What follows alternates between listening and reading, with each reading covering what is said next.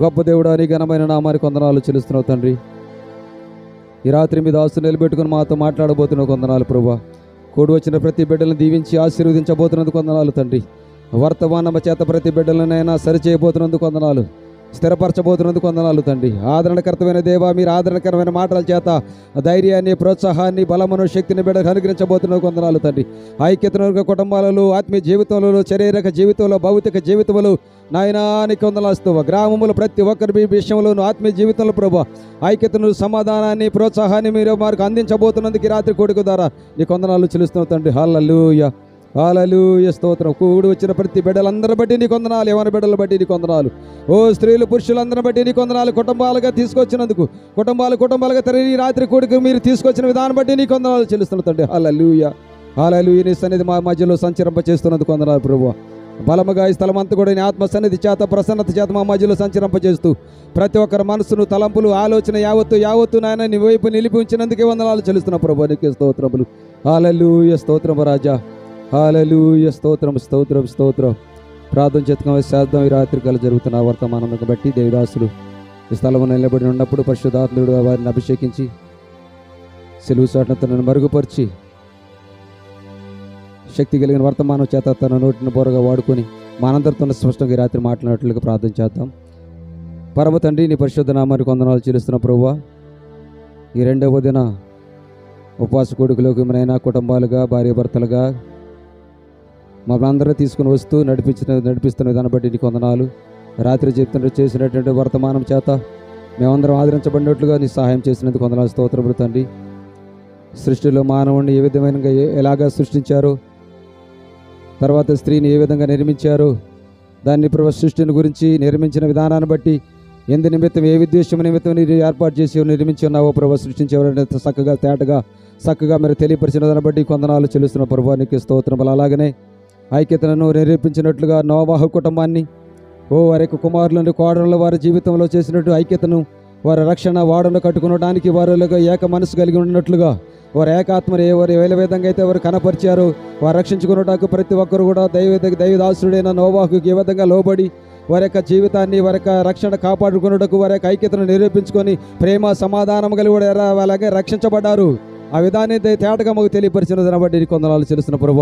అలాగే మా కుటుంబాలలో, మా బిడ్డల జీవితంలో మేమందరం కూడా ఆత్మీయ స్థితిలో కానీ, కుటుంబ జీవితంలో కానీ ఐక్యత కలిగి నాయన నిరూపించుకున్నట్టుకు దేవాది దేవుడు మీ నామాన్ని గణపరిచే కుటుంబాలుగా ఉన్నట్లుగా ఈ రాత్రి కూడుకు ద్వారా మరొకసారి మర్మములతో మీరు మాట్లాడబోతున్నది వందనాలు చెల్లిస్తూ మీ దాసును మరుగుపరిచిన ఆయన కూడి వచ్చిన ప్రతి బిడ్డలకు శ్రద్ధగా వినున్నట్లుగా నాయన మీ మంచి మనసు, మీ జ్ఞానము, మీ వివేకము బిడ్డలందరికీ కలగజేసి ఈ రాత్రి మా అందరితో మీరు మాట్లాడబోతున్నందుకు స్తుతులు, కృతజ్ఞతలు చెల్లిస్తూ మీ దాసును బలంగా వాడబోతున్నందుకు వందనాలు చెల్లిస్తూ వాక్య పరిచయ ప్రారంభం నుంచి ముగింపు వరకు మీరే తోడునేడుగా ఉండి నడిపించి రాబోతున్న బిడ్డలకు త్వరగా నడిపించి వారందరూ వర్తమానం చేత ఆదరించబడి బలపరచబడినట్లుగా నడిపించి మహిమ, ఘనత, ప్రభావాలు మీరే పొందుకోమని ప్రార్థన చేస్తూ యేసు పరిశుద్ధ నామమున ప్రార్థించి స్తుతించి వేడుకొనుచున్న పరమ తండ్రి, ఆమేన్. Praise the lord. ఒకసారి దేవుని స్తోత్రం చెప్దామా? హల్లెలూయా, హల్లెలూయా. ఆదికాండము అధ్యాయము 2.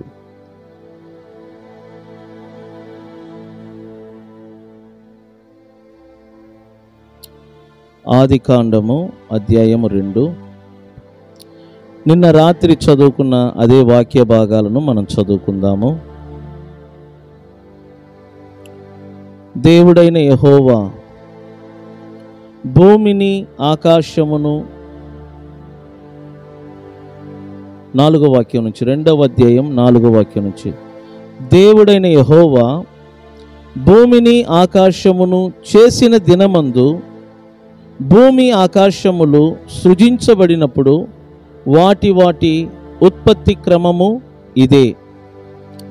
అది వరకు పొలమందలి ఏ పొదయు భూమి మీద ఉండలేదు, పొలమందలి ఏ చెట్టును మొలువలేదు. ఏలయనగా దేవుడైన యెహోవా భూమి మీద వాన కురిపించలేదు, నేలను సేద్యపరచుటకు నరుడు లేడు. అయితే ఆవిరి భూమి నుండి లేచి నేలంతటిని తడిపెను.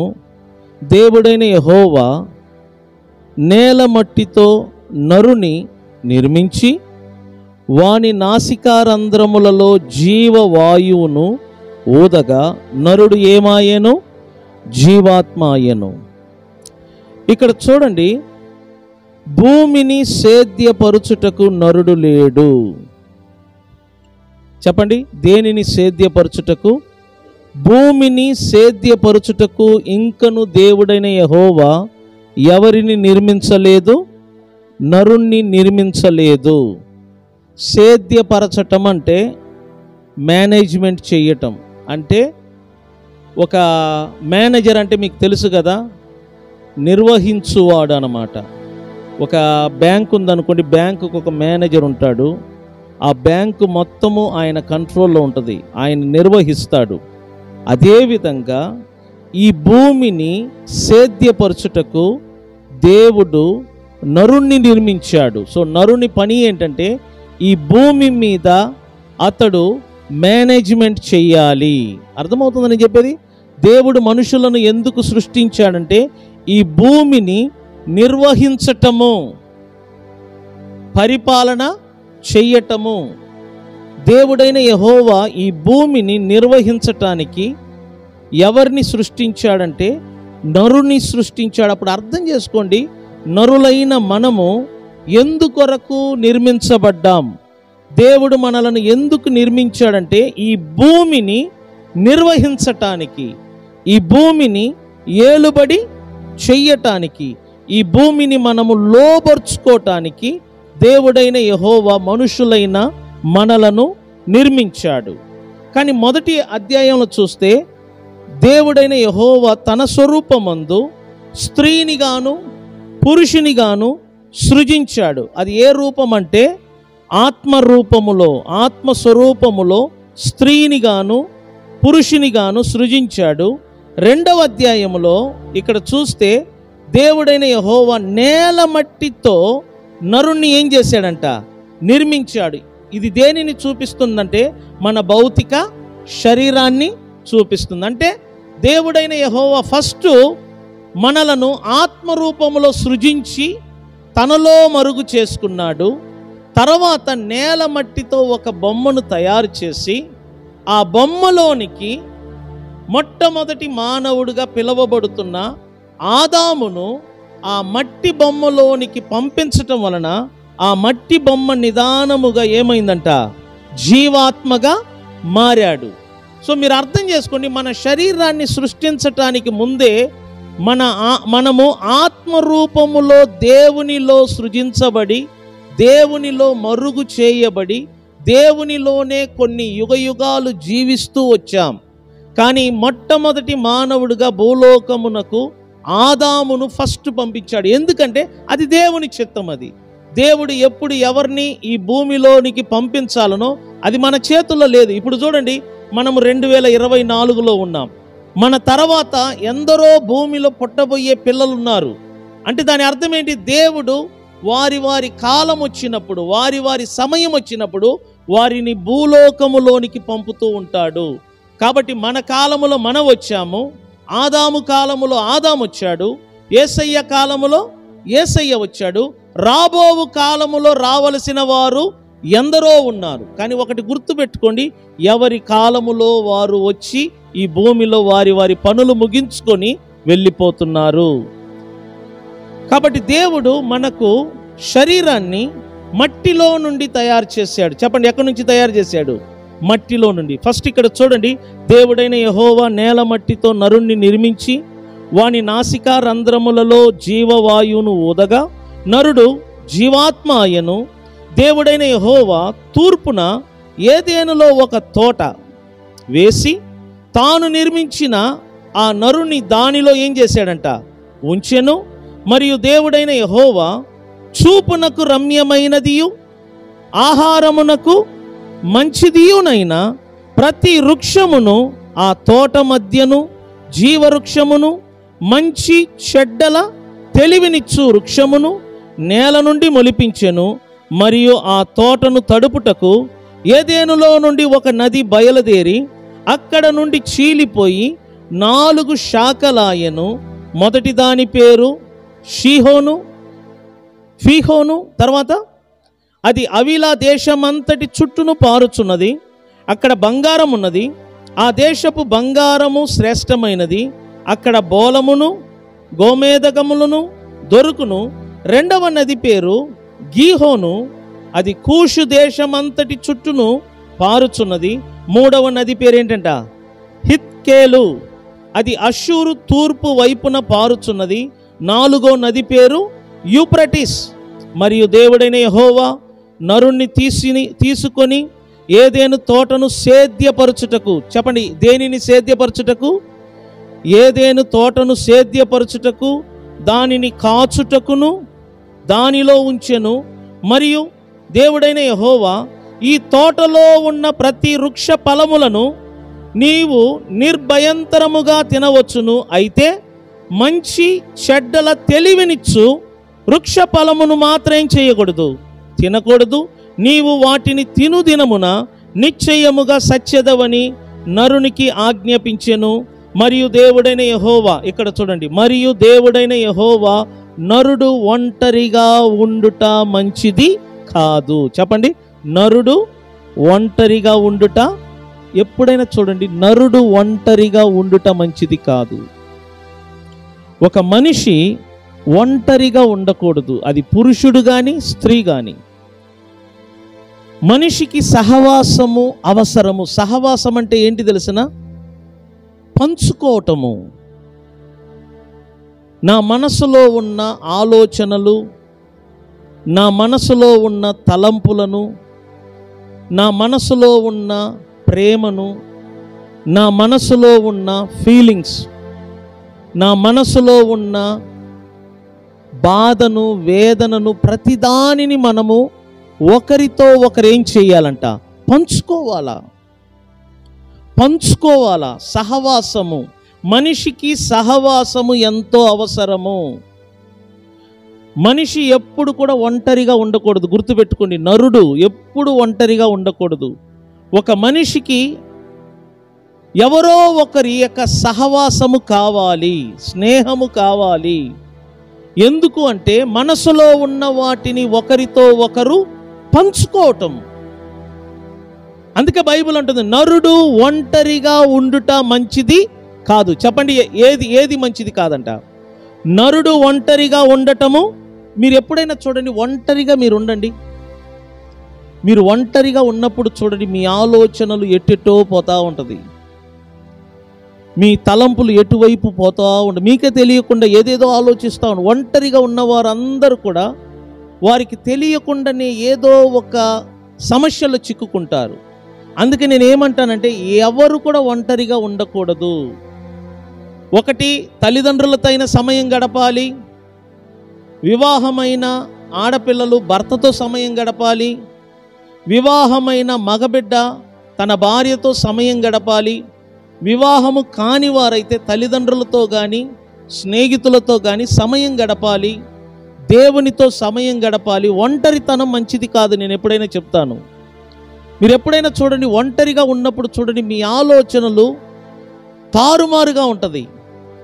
ఒంటరిగా ఉన్న పిల్లలను మీరు గమనించండి, దెబ్బలు తింటూ ఉంటారు. ఆడపిల్లలు, మరీ ఎక్కువగా ఆడపిల్లలు ఎక్కువగా ఒంటరితనంగా ఉండే ఆడపిల్లను మీరు గమనించండి, సైకోగా మారుతూ ఉంటారు. అందుకే ఆడపిల్లలను కానీ మగపిల్లలను కానీ ఒంటరిగా ఉండనీయకూడదు. మనం ఎవరితోనైనా మాట్లాడుతూ ఉండాలి, ఎవరితోనైనా ఒకరితో సహవాసము చేస్తూ ఉండాలి.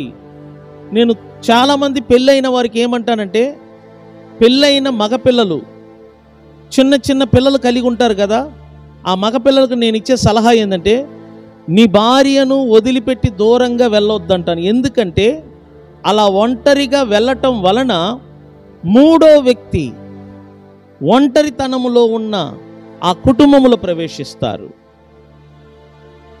అందుకే బైబిల్ అంటుంది నరుడు ఒంటరిగా ఉండటం మంచిది కాదు. చెప్పండి, నరుడు ఒంటరిగా ఉండటము మంచిది కాదు.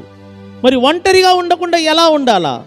ఆ వ్యక్తికి మరొక వ్యక్తి సహవాసము కొరకు, స్నేహము కొరకు, ప్రేమను పంచుకోవటానికి, మనసులో ఉన్న దుఃఖమును, బాధను, వేదను వేదనలను పంచుకోవటానికి మరొక వ్యక్తి అవసరము. గుర్తుపెట్టుకోండి, మరొక వ్యక్తి అవసరము.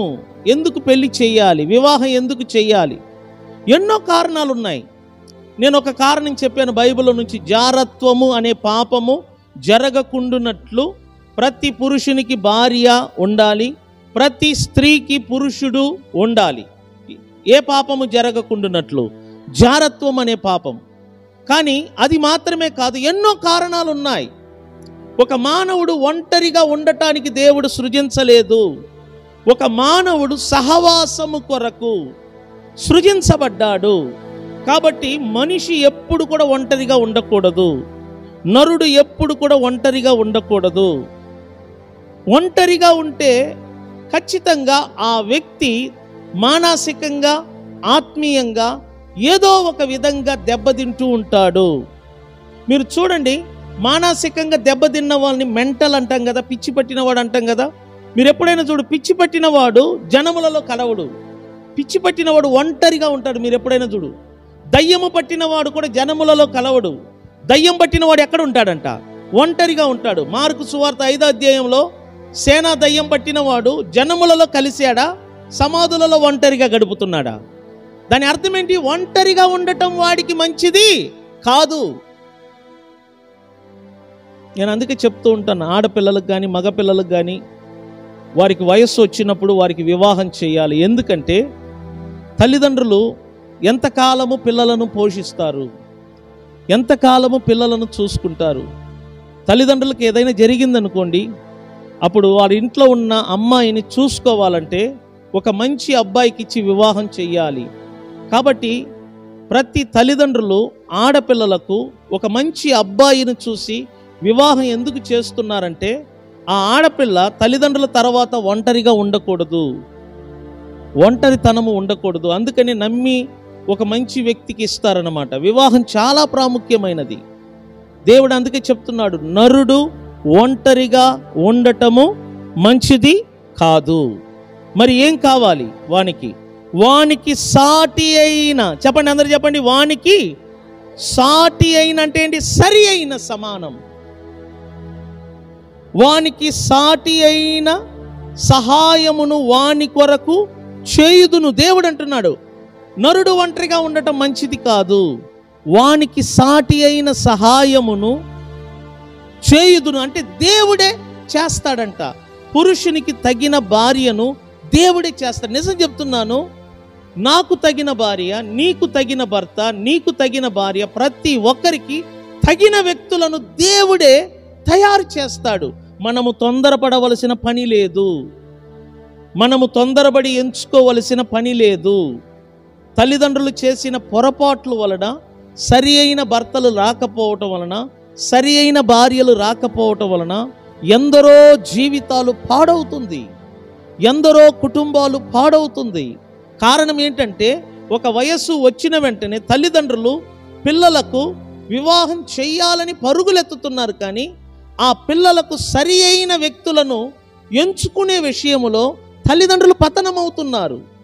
సరి అయిన వ్యక్తులను ఎంచుకునే విషయములో తల్లిదండ్రులు ప్రభు సన్నిధిలో కనిపెట్టలేకపోవటం వలన సరి అయిన భర్తలు, సరి అయిన భార్యలు దొరకకపోవటం వలన కొన్ని కుటుంబాలు దెబ్బలు తింటున్నాయి, కొన్ని కుటుంబాలు చెల్లాచెదురవుతున్నాయి.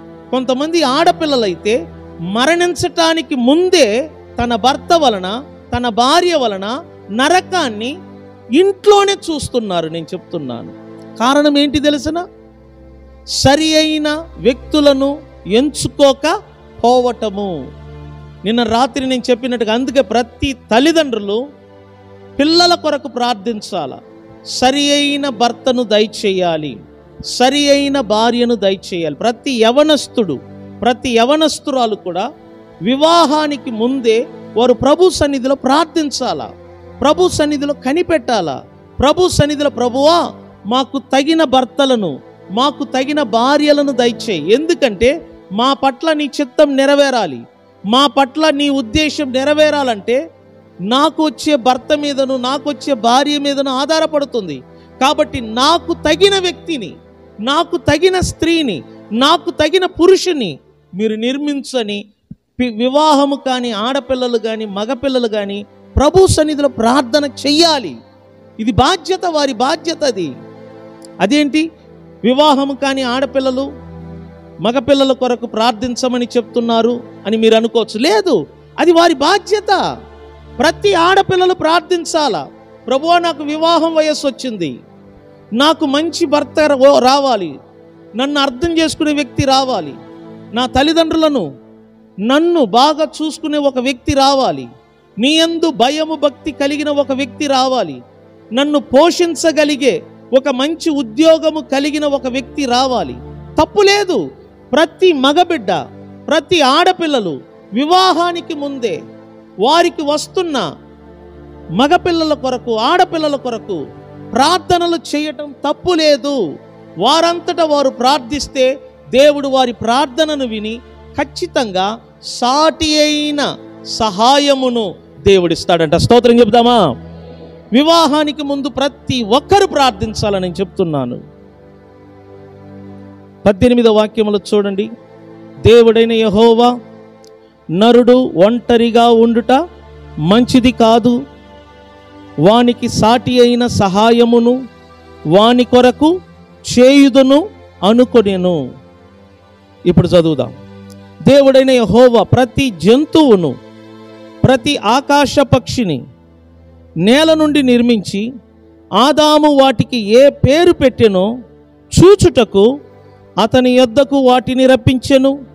జీవము గల ప్రతి దానికి ఆదాము ఏ పేరు పెట్టెనో ఆ పేరు దానికి కలిగెను. అప్పుడు ఆదాము సమస్త పశువులకును ఆకాశ పక్షులకును సమస్త భూజంతువులకును పేర్లు పెట్టెను. అయినను ఆదామునకు సాటి అయిన సహాయము అతనికి లేకపోయెను. అప్పుడు ఇక నుంచి చూడండి, దేవుడైన యెహోవా ఆదామునకు గాఢ నిద్ర కలగజేసి, ఏం కలగజేశాడంట? గాఢ నిద్ర కలగజేసి అతడు నిద్రిస్తున్నప్పుడు అతని ప్రక్కటెముకలలో ఒక దానిని తీసి, చూడండి, గాఢ నిద్రను కలగజేశాడంట. అతడు నిద్రిస్తున్నప్పుడు అతని ప్రక్కటెముకలలో ఒక ఎముకను తీసి ఆ చోటును మాంసముతో బూడ్చివేసెను. తర్వాత దేవుడైన యెహోవా తాను ఆదాము నుండి తీసిన ఆ ప్రక్కటెముకను స్త్రీనిగా నిర్మించి ఆమెను ఆదాము నొద్దకు ఏం చేశాడంట? తీసుకొని వచ్చాను. ఇప్పుడు చెప్పండి, ఆదాములో నుండి అవ్వమ్మ తీయబడ్డదా లేక అవ్వమ్మలో నుండి ఆదాము తీయబడ్డదా? మాట్లాడండి. ఒక భార్యను దేవుడు ఎక్కడి నుంచి తీశాడు? మీరు అర్థం చేసుకోండి. ఆదాము యొక్క శరీరాన్ని నిర్మించటానికి మట్టి నుండి కొంత తీసుకొని నిర్మించాడు, కానీ అవ్వమ్మను నిర్మించటానికి ఆదాముకు గాఢ నిద్ర కలగజేశాడు. ఒకటి, ఆ నిద్రపోతున్నప్పుడు అతని ప్రక్కటి ఎముకను తీశాడు. అంటే ఒక విధంగా చెప్పాలంటే, నిద్రపోతున్నప్పుడు ఒక ప్రక్కటి ఎముకను తీశాడంటే అక్కడ ఆపరేషన్ జరిగినట్టే కదా. లోపల ఉన్న ఎముక బయటికి వచ్చిందంటే మొట్టమొదటిగా సృష్టిలోనే బైపాస్ సర్జరీ ఎక్కడ జరిగిందని మనకు అర్థమవుతుంది, ఏదేను తోటలో. ఎందుకంటే లోపల ఉన్న ఎముక తీయాలంటే ఇక్కడ ఒక హోల్ పెట్టాలి. దేవుడు ఇక్కడ ఉన్న ప్రక్కటెముకను తీశాడు. ఆ ప్రక్కటెముకను తీసి ఆ ఎముకను మాంసముతో బూడ్చాడు. ఆ ఎముకను స్త్రీగా నిర్మించాడు. ఒక విధంగా చెప్పాలంటే స్త్రీ ఎక్కడ నుండి వచ్చిందంటే ఆదాము ఎముకలలో ఒక ఎముకే స్త్రీగా దేవుడు ఏం చేశాడంట? నిర్మించాడు. ఇప్పుడు దీన్ని బట్టి అర్థం చేసుకో, ప్రతి భార్య తన పురుషునిలో నుండి తీయబడ్డది. నా కొరకు నిర్మించబడిన నా భార్య నాలో నుండి తీయబడ్డది. కాబట్టి ఆమె ఎక్కడి నుంచి వచ్చిందంట? ఆమె నాలో నుండి, అంటే ఆమె ఫ్రమ్ అడ్రస్ నేను, ఆమె నాలో నుండి తీయబడ్డది. అర్థం చేసుకో స్త్రీలారా, మీరు అర్థం చేసుకోండి. మీరు ఎక్కడి నుంచి వచ్చారో తెలుసిన? మీరు మీ భర్తలో నుండి వచ్చారు.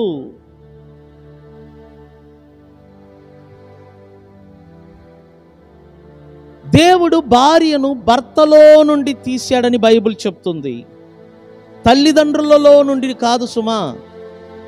మీరు అనుకుంటారు నన్ను కన్న తల్లిదండ్రులు పొరపాటు, నిన్ను కన్నారు, కానీ నీకు తెలియకుండానే బైబిల్ ఏం చెప్తుందంటే నువ్వు తల్లిలో నుండి తండ్రిలో నుండి రాలేదు సుమా, నువ్వు నీ భర్తలో నుండి ఒక భాగముగా బయటికి వచ్చావు. నీ భర్తలో ఒక ఎముక నీవు. భార్యలందరూ తెలుసుకోవలసిన ఒక సత్యం ఏంటంటే భార్య భర్తలో నుండి తీయబడ్డది. నా భార్య నాలో నుండి తీయబడ్డది. అందువలన మేమిద్దరము ఒక శరీరం. నీ భర్త నీవు మీరిద్దరు కలిసి ఒక శరీరం. ఇప్పుడు చూడు, మీ తల్లిదండ్రుల కంటే మీరే ఇంపార్టెంట్. చాలామంది ఆడపిల్లలు వారిని కన్న తల్లిదండ్రులకు ప్రాముఖ్యతనిస్తారు. ఎందుకంటే వారికి బైబిల్ సత్యం తెలియక. కన్న తల్లిదండ్రులను ప్రతి ఆడపిల్లలు గౌరవిస్తారు, కానీ బైబిల్ ఏం చెప్తుంది? భార్యను ఎక్కడ నుంచి తీశాడంట? ఆదాము యొక్క ప్రక్కటెముకలో నుండి బయటికి తీశాడు. ఇప్పుడు చెప్పండి, భార్య భర్తలో నుండి బయటికి వచ్చినది. భార్యను నిర్మించటానికి దేవుడు ప్రతి పురుషుని యొక్క ప్రక్కటెముకను వినియోగించుకున్నాడు. అందువలన ఈ సృష్టిలోనే భార్య భర్తల యొక్క అనుబంధం చాలా ప్రాముఖ్యమైనది. భార్య భర్తల యొక్క అనుబంధము చాలా ప్రాముఖ్యమైనది. తల్లిదండ్రుల కంటే, తోబుట్టువుల కంటే, కుటుంబ సభ్యుల కంటే, రక్త సంబంధుల కంటే, కులస్తుల కంటే, ఈ భూలోకములో ఉన్న వారందరికంటే ఎవరి సంబంధము గొప్పదంట చెప్పండి? భార్య భర్తల సంబంధము. ఎందుకంటే భార్యను దేవుడు భర్తలో నుండి బయటికి తీసుకొని వచ్చాడు. మరొకసారి చదువుదామా 21 నుంచి. అప్పుడు దేవుడైన యెహోవా ఆదామునకు గాఢ నిద్ర కలుగజేసి అతడు నిద్రించినప్పుడు అతని ప్రక్కటి ఎముకలలో ఒక దానిని తీసి ఆ చోటున మాంసముతో బూడ్చివేసెను. తర్వాత దేవుడైన యెహోవా తాను ఆదాము నుండి, ఎక్కడ నుండి మాట్లాడండి, ఎక్కడ నుండి? తాను ఆదాము నుండి తీసిన ఆ ప్రక్కటెముకను స్త్రీనిగా నిర్మించి ఆమెను ఎక్కడికి తీసుకొని వచ్చాడంట? ఆదాము నొద్దకు తీసుకొని వచ్చాను. 23. అప్పుడు ఆదాము ఇట్లా నేను తన భార్యను చూసి ఏమంటున్నాడు? నా ఎముకలలో ఒక ఎముక, నా మాంసములలో మాంసము. ఇది ఎక్కడ నుండి తీయబడినది? ఇది నరునిలో నుండి తీయబడెను గనుక ఆమెకు ఏమని పేరు పెట్టాను? నారి అంటే స్త్రీ, నరుడు ఆదాము, నారి అంటే స్త్రీ అన్నమాట.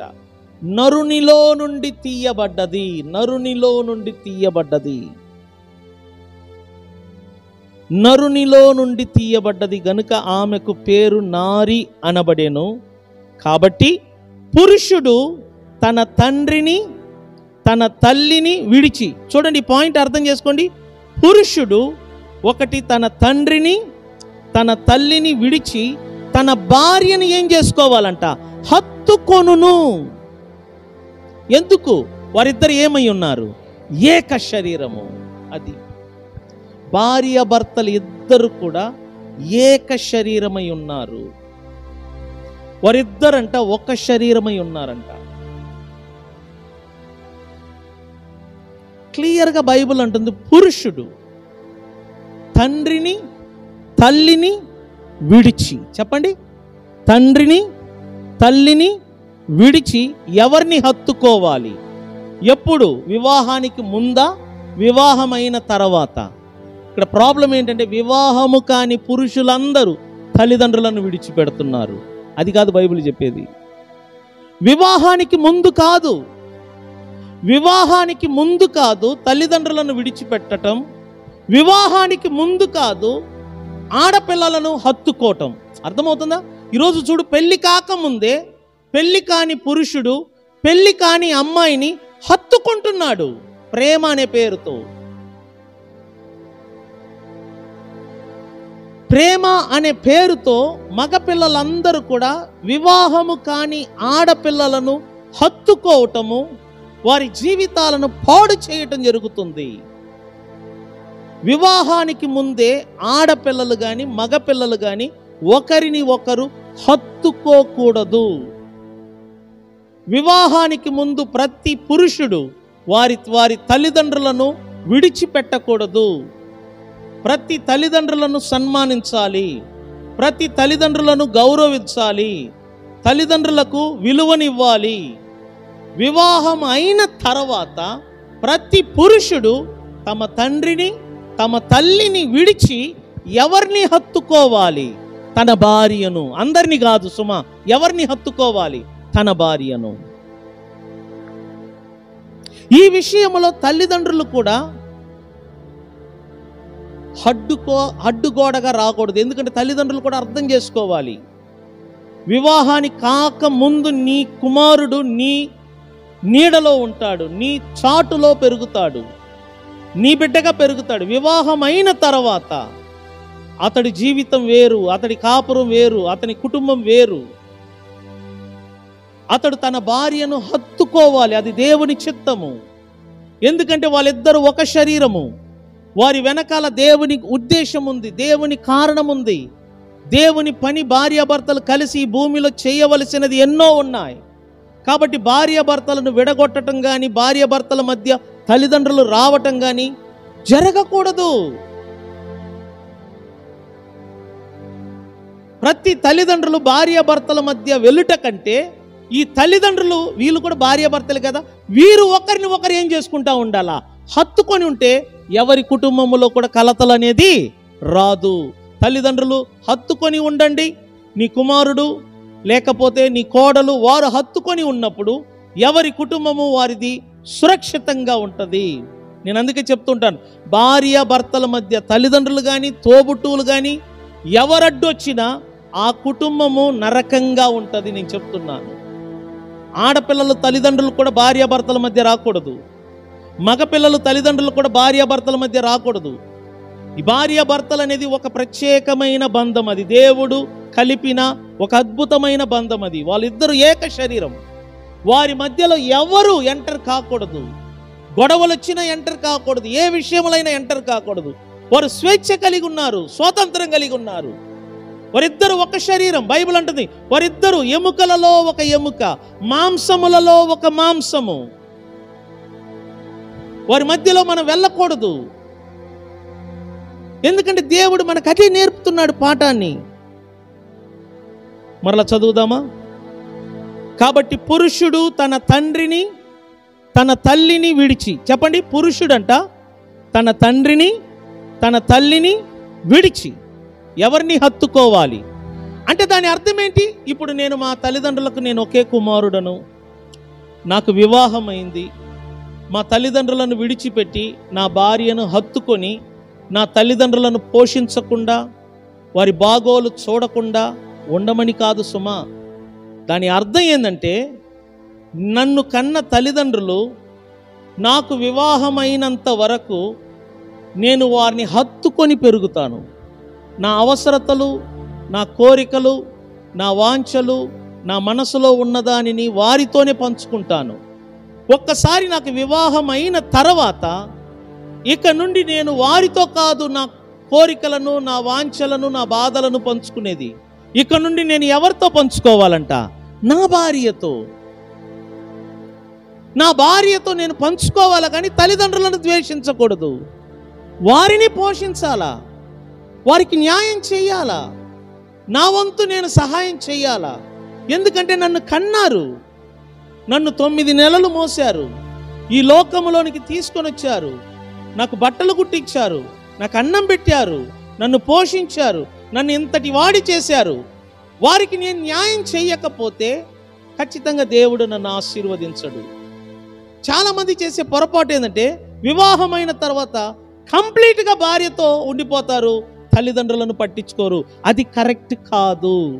తల్లిదండ్రులకు చేయవలసినది మనం చెయ్యాలి, వచ్చిన భార్యకు, పుట్టిన మన పిల్లలకు మనం చేయవలసిన వాటిని మనము చేయాలి. మనమంట జీవితాన్ని బ్యాలెన్స్ చెయ్యాలి.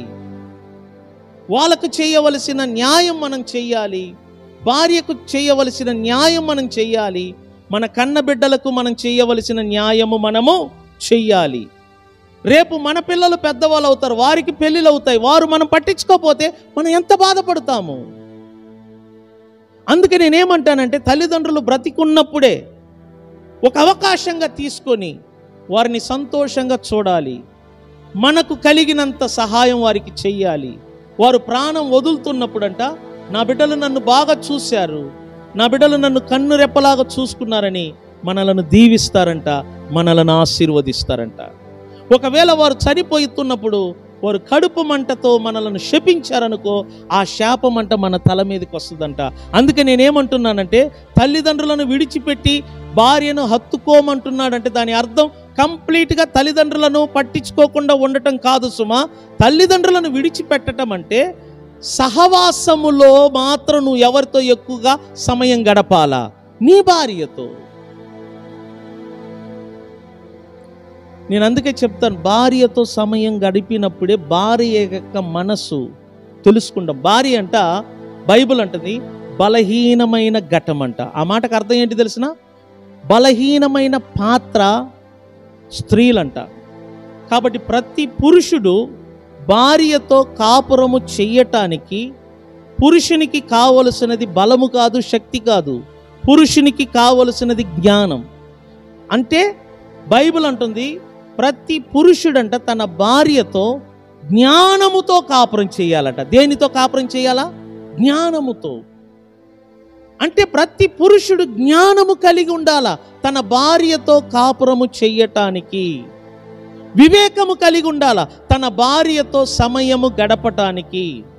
నువ్వు ఎంత సమయము, ఎన్ని గంటలు నువ్వు నీ భార్యతో సమయం గడుపుతావో ఆమె మనస్సు అంటే ఏంటో నువ్వు తెలుసుకుంటావు, ఆమె గుణలక్షణాలు తెలుసుకుంటావు, ఆమెకి ఏది నచ్చుద్ది ఏది నచ్చదు తెలుసుకుంటావు, ఆమె రుచులను తెలుసుకుంటావు, ఆమె అంతరంగం ఏంటో తెలుసుకుంటావు. ఆమెను పూర్తిగా నువ్వు అర్థం చేసుకున్న తర్వాత ఆమెకు తగినట్లు నువ్వు ఎలా ప్రవర్తించాలనో నీకు అర్థమైపోతుంది. నా మాట అర్థమైంది కదా? ఇప్పుడు సెల్ ఫోన్ ఉంది, కొత్తగా మనం ఒక ఫోన్ కొంటున్నాం. కొన్న వెంటనే ఆ ఫోన్ ఎలా ఆపరేట్ చేయాలనో మనకు తెలుస్తుందా? తెలియదు. ఎందుకంటే అది కొత్త ఫోను, దాంట్లో కొత్త ఫీచర్లు ఉన్నాయి, కొత్త కొత్త ఆప్షన్లు ఉన్నాయి. ఆ ఫోన్ మనం ఆపరేట్ చేయాలంటే ఆ ఫోనుతో కొన్ని గంటలు, కొన్ని రోజులు, కొన్ని వారాలు మన సమయం గడపాలి. ఆ ఫోనును బాగా కలబెట్టాలి. ఆ ఫోన్లో ఏమేమి ఆప్షన్లు ఉన్నాయి, ఏ బటన్ నొక్కితే ఏమొస్తుంది, అందులో ఏ ఏ వస్తువులు ఉన్నాయి, పూర్తిగా నువ్వు తెలుసుకోవాలంటే నువ్వు దానితో సమయం గడపాలా.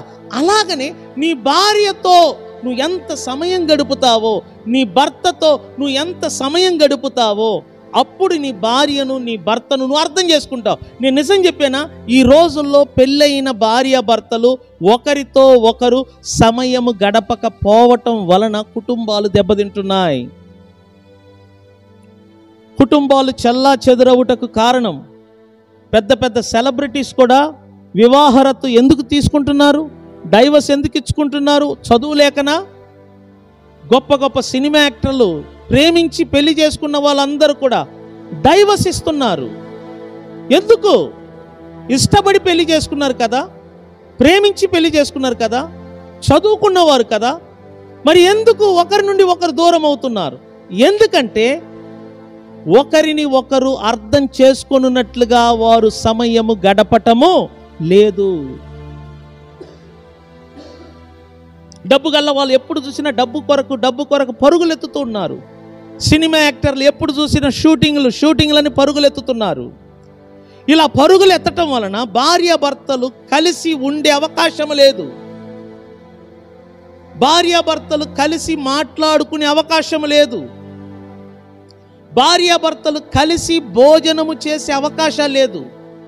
మిమ్మల్ని మీరు ప్రశ్నించుకోండి, మీరు భార్యాభర్తలు ఎప్పుడైనా కలిసి అన్నం తిన్నారా? కలిసి ఎప్పుడైనా మాట్లాడుకున్నారా? కలిసి ఎప్పుడైనా మీరు షాపింగ్ వెళ్ళారా? కలిసి ఎప్పుడైనా మీరు బయటికి వెళ్ళారా? మీరు భార్యాభర్తలు కదా, మీరు కలిసి ఎందుకు మాట్లాడుకోరు? మీ పిల్లల గురించి ఎందుకు మాట్లాడుకోరు? రేపటి దినం గురించి ఎందుకు మాట్లాడుకోరు? రాబడి ఎంత వచ్చింది, ఎంత దాచుకోవాలా, ఎంత ఖర్చు పెట్టాలా, మీరెందుకు మాట్లాడుకోవరు? మీరిద్దరు భార్యాభర్తలు కదా, ఏక శరీరం కదా. మీరు మాట్లాడకపోవటం వలన మూడో వ్యక్తి ఏమవుతున్నాడంట? ఎంటర్ అవుతున్నాడు. చూడండి, వివాహం అయిన తర్వాత ఒక భర్త మరొక స్త్రీతో ఎందుకు అక్రమ సంబంధం కలిగి ఉంటున్నాడు? వివాహం అయిన తర్వాత ఒక స్త్రీ పరాయి పురుషునితో ఎందుకు అక్రమ సంబంధం కలిగి ఉంటున్నారు మీకు తెలుసునా? ఎందుకంటే ఈ భార్యాభర్తలు కలిసి ఉండకపోవటం. ఎప్పుడు భార్యాభర్తలు కలిసి ఉండరో అప్పుడు భర్త కానీ భార్య కానీ పరాయి స్త్రీతో, పరాయి పురుషునితో అక్రమ సంబంధం ఏర్పరచుకుంటారు. కారణం ఏంటంటే ఒక్కొక్క వయస్సుకు ఒకరి అవసరత ఉంటుంది. నేను చెప్తున్నాను, 20 సంవత్సరం వయస్సులో ప్రేమ పుడుతుందంట. ఆ ప్రేమ ఎటువంటిది తెలిసిన? ఆకర్షణ. 20 సంవత్సర వయస్సులో పుట్టే ప్రేమ అంట ఆకర్షణ. శరీర కోరికలు నెరవేర్చుకోవటానికి పుట్టే ఆకర్షించే ప్రేమ ఆ వయస్సులో పుడుతుందంట. అందుకే చూడు, ఆ వయస్సు పిల్లలు తల్లిదండ్రులైనా వదులుకుంటారు, తల్లిదండ్రులైనా ఎదురించుకుంటారు. ఎందుకంటే అఫెక్షన్ అంటారు, అది ఆకర్షణ. అది తల్లిదండ్రులను వదులుకొని అయినా వెళ్ళిపోయి బాధలు పడతారు. అది నిజమైన ప్రేమ కాదు. అలాగనే 40 సంవత్సరము 45 సంవత్సరములో ఉన్న ఆడవాళ్ళకి మగవాళ్ళకు కూడా ప్రేమ పుడుతుంది. నేను చెప్తున్నాను, 20 సంవత్సరం వయసులో ఉన్న వారికి ఎలా ప్రేమ పుడుతుందో 45, 40 ఈ వయస్సులో వచ్చిన ఆడవాళ్ళకి, ఈ వయస్సులో వచ్చిన మగవాళ్ళకు కూడా ప్రేమ పుడుతుంది. మీరు కావాలంటే చూడండి, ఈ 45, 40 సంవత్సరం వయస్సులో ఉన్న ఆడవాళ్ళు మగవాళ్ళు ఖచ్చితంగా పరాయి పురుషులతో కానీ పరాయి స్త్రీతో కానీ అక్రమ సంబంధం కలిగి ఉంటారు. ఎందుకు అంటే ఇంట్లో భార్యతో సఖ్యత లేకపోవటం. ఇప్పుడు చూడు, పరాయి పురుషుడు పరాయి స్త్రీతో ఎందుకు గడుపుతున్నాడంటే తన భార్య తన భర్తతో సమయం గడపటం లేదు. ఇంట్లో భార్య భర్తలు గడపకపోవటం వలన నా భర్త నాతో సమయం గడపటం లేదు, నాకు ప్రేమ కావాలి, నా భర్త నాకు ప్రేమ చూపించలేకపోతున్నాడు. అందువలన ఈ స్త్రీ ఏం చేస్తుందంటే బయట ఎక్కడైనా ప్రేమ దొరుకుద్దని వెతుకుద్ది. అప్పుడు ఎవరైనా పురుషులు దొరికినప్పుడు ఆ పురుషులతో అక్రమ సంబంధం పెట్టుకుంటున్నారు. రీజన్ ఏంటంటే ఇంట్లో భర్త దగ్గర దొరకని ప్రేమ వీళ్ళు బయట వెతుకుతున్నారు. నేను నిజం చెప్తున్నాను.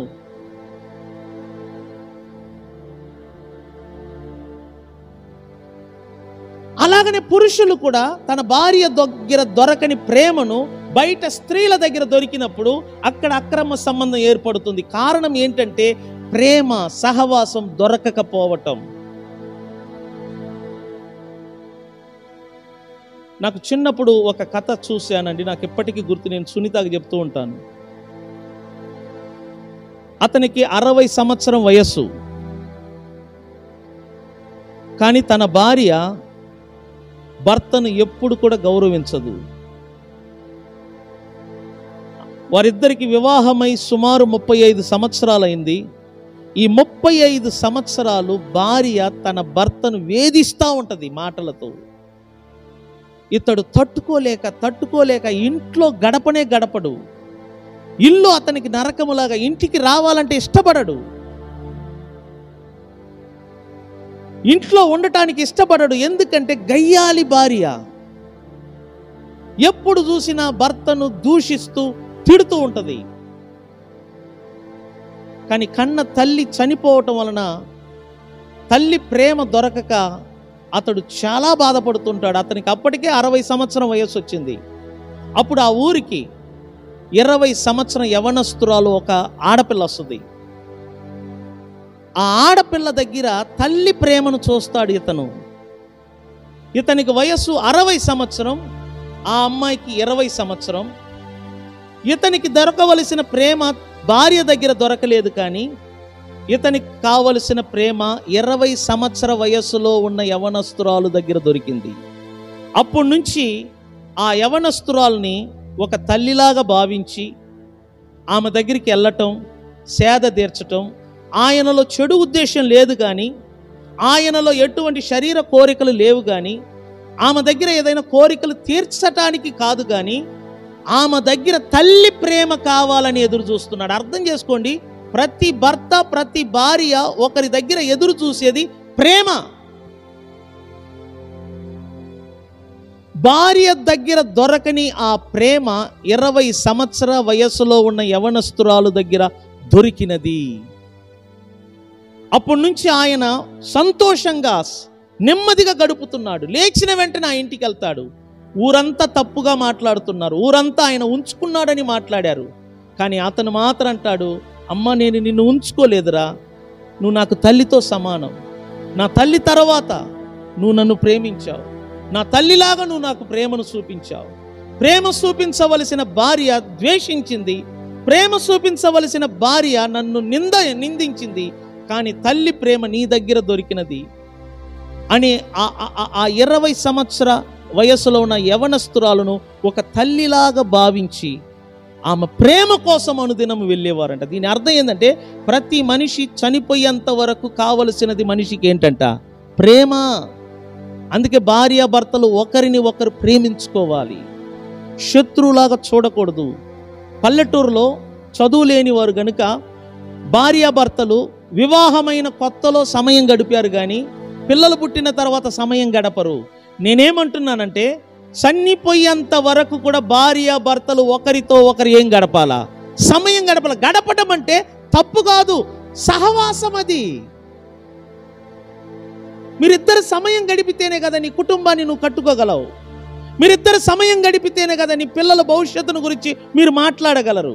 మీరిద్దరు సమయం గడిపితేనే కదా మీరు కట్టుకునే ఇంటిని గురించి, రేపటి దినమును గురించి మీరు మాట్లాడగలరు. ఎంతమంది మీరు దేవుని వాక్యమును అనుసరించి భార్యాభర్తలు సమయం గడుపుతున్నారు ఒకసారి చూడండి. ఖచ్చితంగా ఒక్కరు కూడా ఉండరు మన చనుబండ గ్రామంలో. ఎందుకంటే తెలియదు, భార్యాభర్తల మధ్య ఉన్న ఆ యొక్క సంబంధము, ఆ విలువ ఏంటో తెలియదు. బైబిల్ అంటుంది, భార్యాభర్తలంట ఒక ఎముకలలో ఒక ఎముకంట, ఒక మాంసములలో ఒక మాంసం అంట. భార్య ఎవరిలో నుండి తీయబడ్డదంట? నరునిలో నుండి తీయబడ్డది. కాబట్టి ప్రతి పురుషుడు తన తండ్రిని తన తల్లిని విడిచి ఎవరిని హత్తుకోవాలి? ఎంతవరకు? పిల్లలను కన్న వరక, చనిపోయేంత వరక? చెప్పండి, ఎంతవరకంట? చనిపోయేంత వరకు భార్యాభర్తలు ఎలా ఉండాలంట? హత్తుకొని ఉండాలి. ఇద్దరి మధ్య ఎడబాటు రాకూడదు.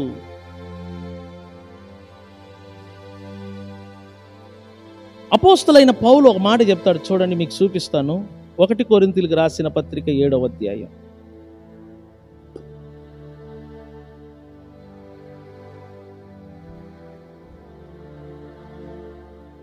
ఏడవ అధ్యాయం తీయండి. అపోస్తలుడైన పౌలు కొరింథీయులకు రాసిన పత్రిక అధ్యాయం 7.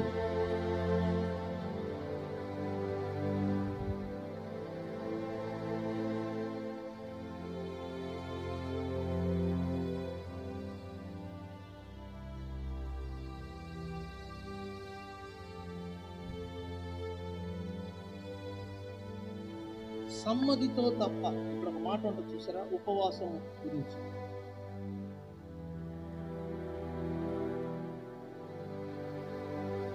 అమ్మా 5వ వచనం చదువుదాం. ఇక్కడ చూడు, ప్రార్థన చేయుటకు మీకు అవకాశము కలుగునట్లు కొంతకాలము వరకు ఉభయుల సమ్మతి చొప్పుననే తప్ప ఒకరిని ఒకరు ఏం కాకూడదంట. ఈ మాటకు అర్థం ఏంటి చెప్పండి? భార్యాభర్తలు ఒకరి నుండి ఒకరు ఏం కాకూడదు? ఎడబాయకూడదు. నన్ను చూడండి ఒకసారి. చాలామంది అడుగుతారు, భార్యాభర్తలు ఉపవాసం ఉండవచ్చా?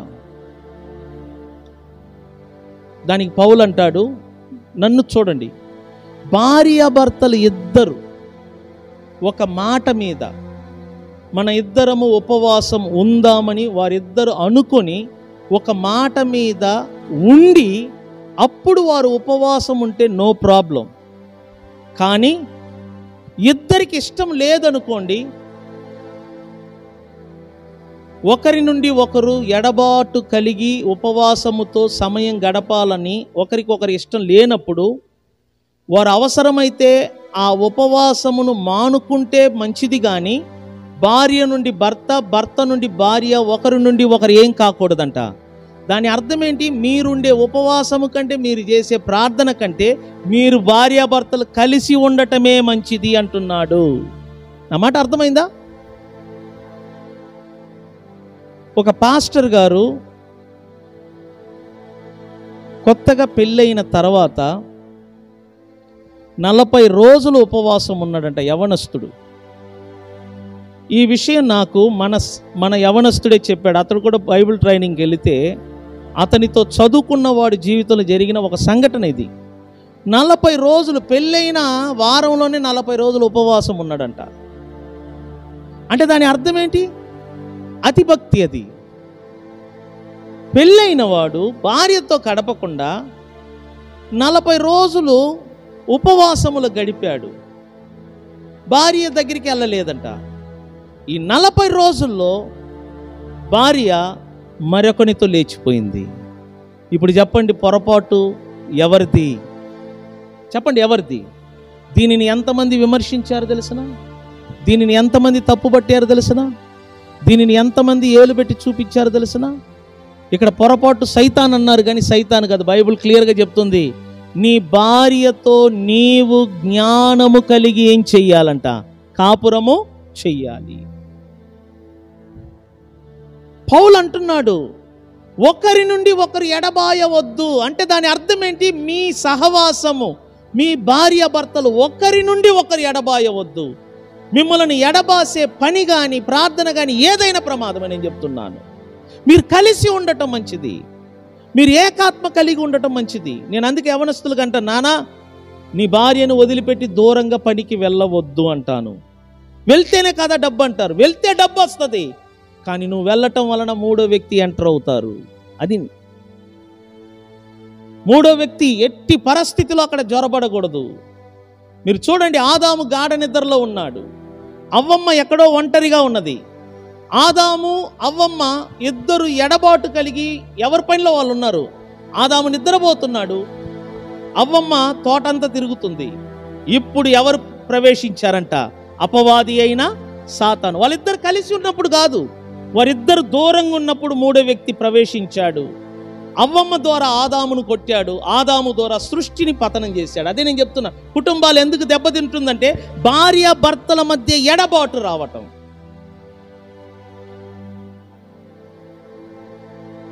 వారి మధ్య ఎట్టి పరిస్థితులలో ఎడబాటు రాకూడదు, వారిని కలపాల తప్ప విడదీయకూడదు.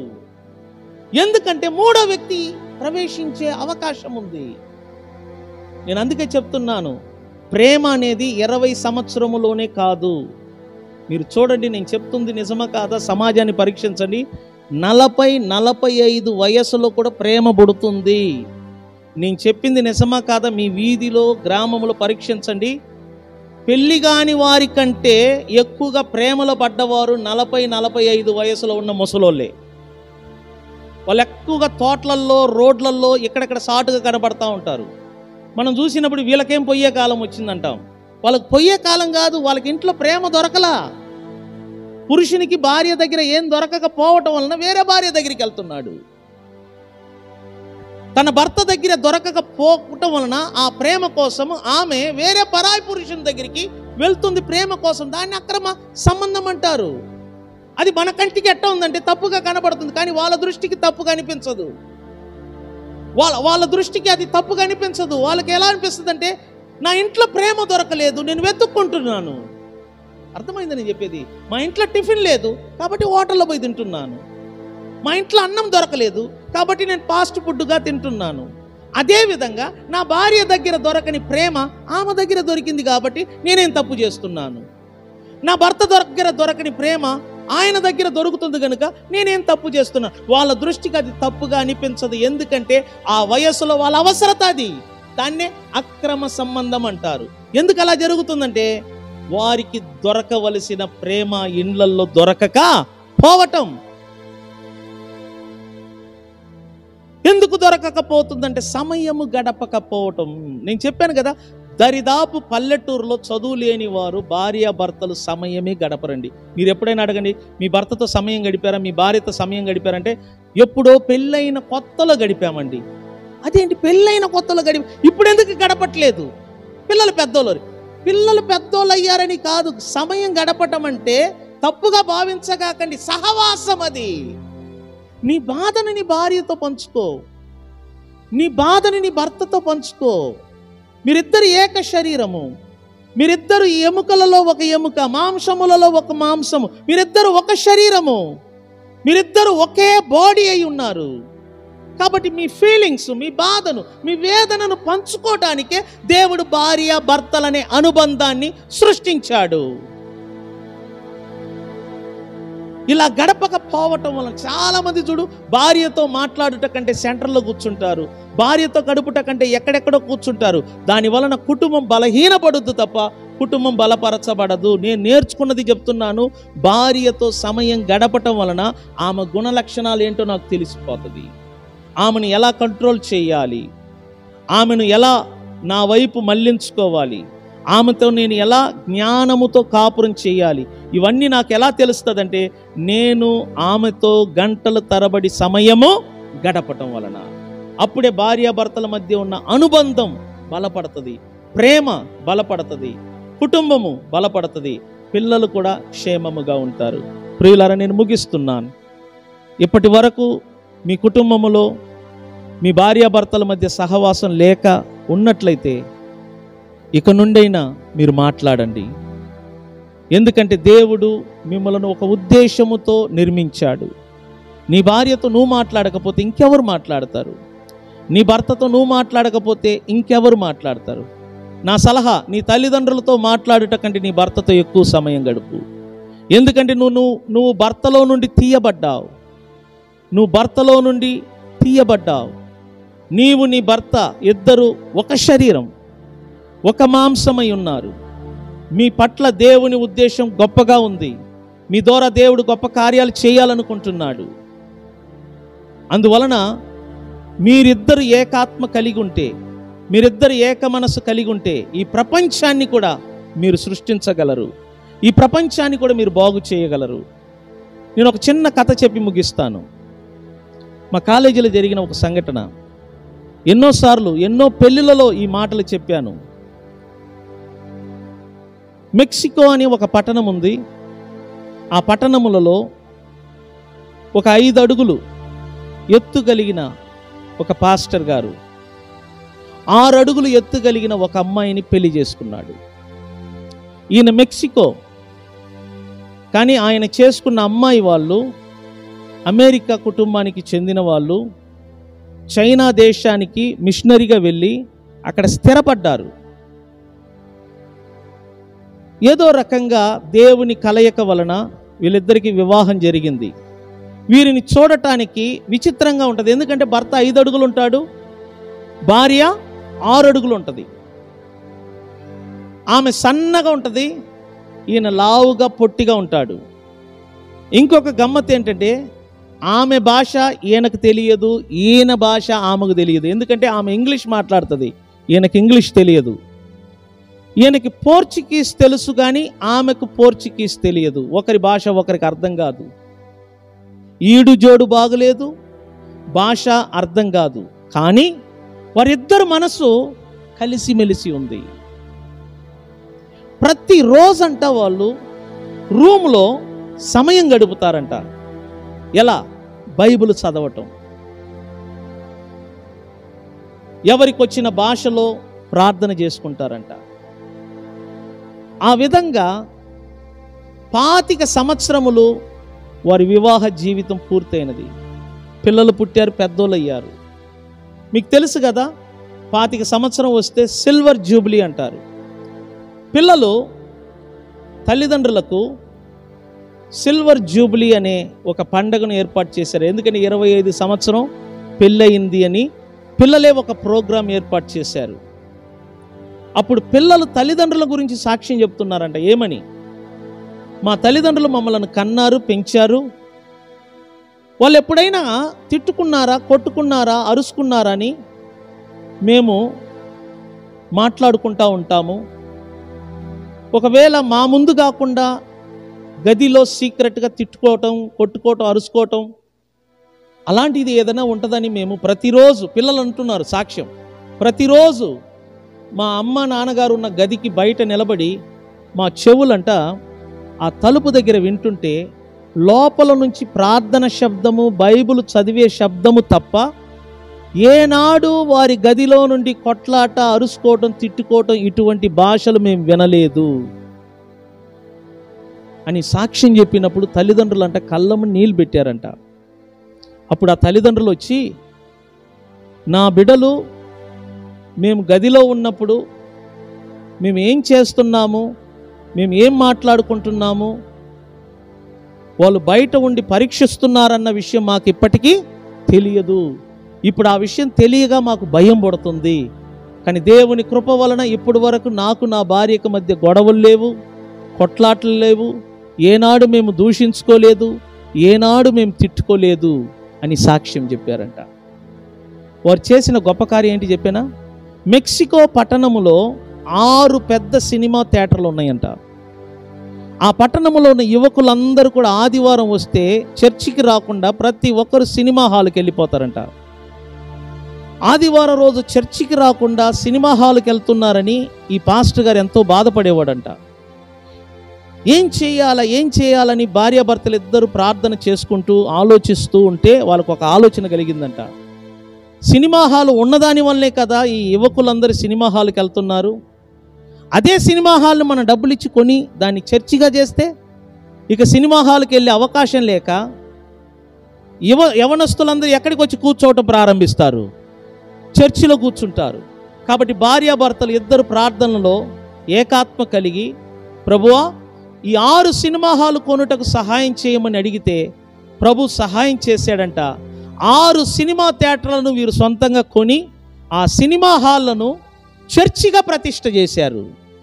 ఆ రోజు నుండి సినిమా హాల్కి వెళ్ళే యవనస్తులందరూ కూడా చర్చికి వచ్చి కూర్చుంటున్నారంట. స్తోత్రం చెబుదామా? ఇంత గొప్ప కార్యం జరగటానికి కారణం ఏంటంటే భార్యాభర్తలు ఏకాత్మ కలిగి, ఏక మనసు కలిగి ఉండటం. వాళ్ళు చెప్పిన పాట ఏంటంటే, ప్రపంచములో ఏ భార్యాభర్తలు ఏక మనసు కలిగి ఉంటారో, ఏ భార్యాభర్తలు మాట్లాడుకుంటూ ప్రణాళిక వేస్తారో వారే ప్రపంచాన్ని గెలుస్తారంట. ఏ భార్యాభర్తల మధ్య మాటలు లేవో, ఏ భార్యాభర్తల మధ్య ఐక్యత ఉండదో ఆ కుటుంబం పతనమవుతుంది. అందుకనే భార్యాభర్తల మధ్య గొడవ వచ్చిన వెంటనే మాట్లాడాలా, ఒకరిని ఒకరు క్షమించుకోవాలా. బైబిల్ అంటుంది కదా, సూర్యుడు ఉదయించే లోపు నీ కోపం ఏమవ్వాలంట? చల్లారాలా. భార్య అయినా భర్త అయినా సరే. ఒకవేళ భర్త కోపంగా ఉన్నప్పుడు భార్య సైలెంట్గా ఉండాలా, భార్య సైలెంట్గా ఉన్నప్పుడు భర్త సైలెంట్ అయినా అవ్వాలి. ఎవరైనా ఒకరు సైలెంట్ అవ్వాలా.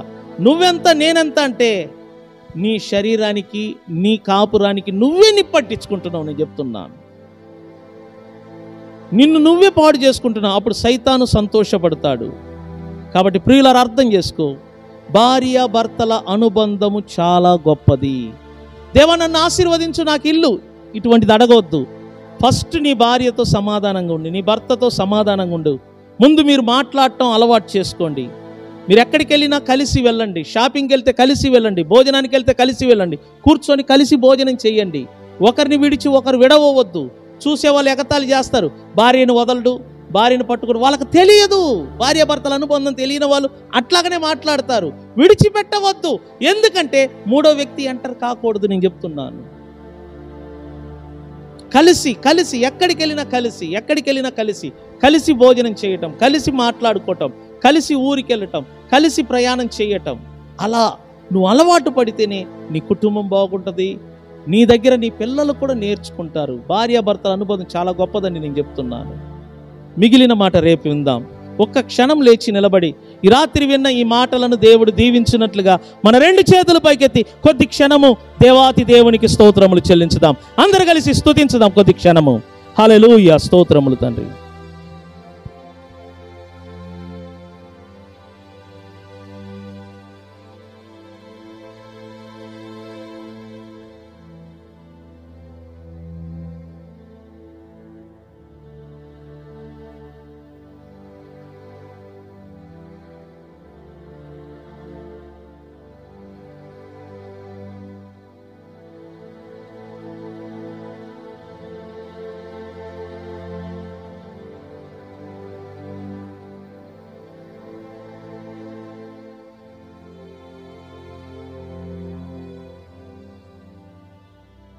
భార్యాభర్తల మధ్య పరిశుద్ధాత్మ దేవుడు పని చేయునట్లుగా, ప్రతి భార్యాభర్తలు ఏకాత్మ కలిగి ఉండునట్లుగా, ప్రతి భార్యాభర్తల మధ్య సాతాను క్రియలు లయపరచబడినట్లుగా గట్టిగా ప్రార్థన చేద్దాం అందరం కలిసి.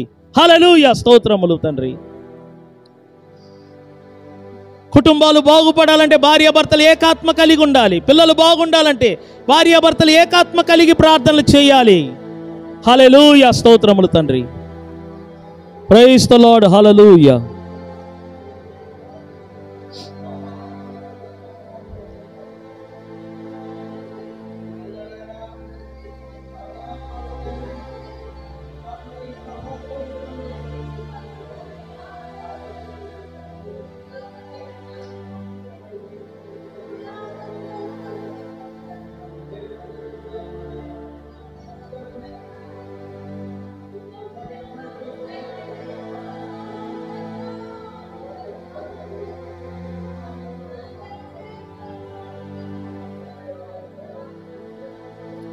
Praise the Lord, praise the Lord, praise the lord.